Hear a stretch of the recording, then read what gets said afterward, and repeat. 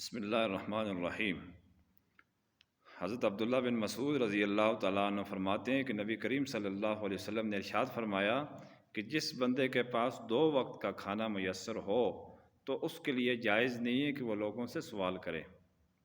اگر اس نے سوال کیا یعنی اس کے پاس کھانے پینے کی اشیاء یا کم سے کم 2 وقت کا کھانا موجود ہے، اس کے باوجود بھی اس نے سوال کیا تو آپ صلی اللہ علیہ وسلم نے ارشاد فرمایا کہ یہ اس کا سوال کرنا قیامت کے روز اس کے چہرے پر، یعنی وہ بندہ اس طرح آئے گا کہ قیامت کے روز یہ سوال اس کے چہرے پر زخم کی طرح لگا ہوا ہوگا، یعنی بدنما لگ رہا ہوگا۔ تو دیکھیے اس حدیث کے اندر یہ سوال کرنے کی کتنی سخت مذمت اور وعید بیان کی گئی ہے۔ کافی ساری احادیث کے اندر آتا ہے، لیکن میں نے خلاصہ عرض کر دیا، یہ مضمون بہت ساری احادیث کے اندر آتا ہے۔ تو یہ اس سے بچنا چاہیے۔ دنیا کی جو ذلت ہے وہ عارضی ہے، لیکن آخرت کی جو ذلت ہے وہ تو جان چھوڑنے والی نہیں ہے۔ اسی طرح ہم جن لوگوں کے نام لیوا ہیں، حدیث کے اندر آتا ہے کہ قیامت کے اندر میدان محشر میں جو صفیں بنیں گی وہ تمام لوگوں کی ہوں گی، آدم علیہ السلام سے لے کے قیامت تک جتنے انسان آئیں گے، کافر مسلمان سب، اس میں 120 صفیں ہوں گی اور 80 صفیں امت محمدیہ کی ہوں گی۔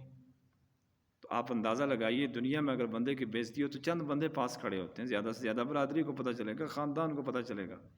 لیکن قیامت میں جب رسوائی ہوگی تو سب سے پہلے اللہ تعالیٰ، پھر انبیاء کے بعد صالحین، صحابہ، پھر جن لوگوں کے ساتھ ہم محبت کرتے ہیں وہ لوگ سب وہاں پر موجود ہوں گے۔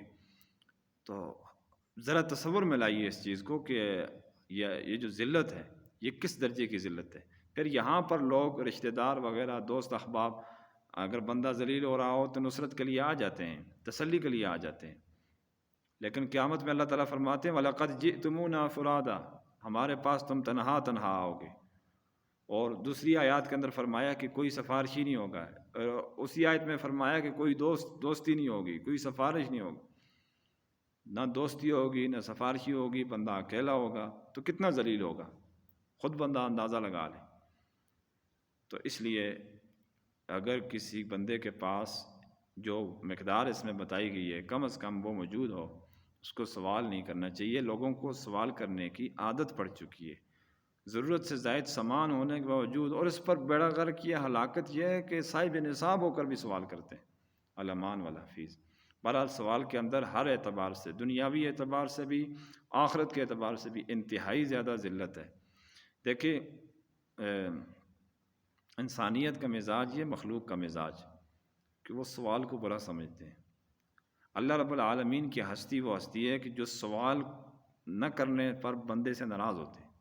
کتنا نظر ہے، چاہے جب بھی آپ کی مشکل حل ہو، دور ہو، بہرحال اللہ تبارک و تعالیٰ بڑی نعمت سے سرفراز فرمائیں گے جب اللہ سے بندہ مانگے۔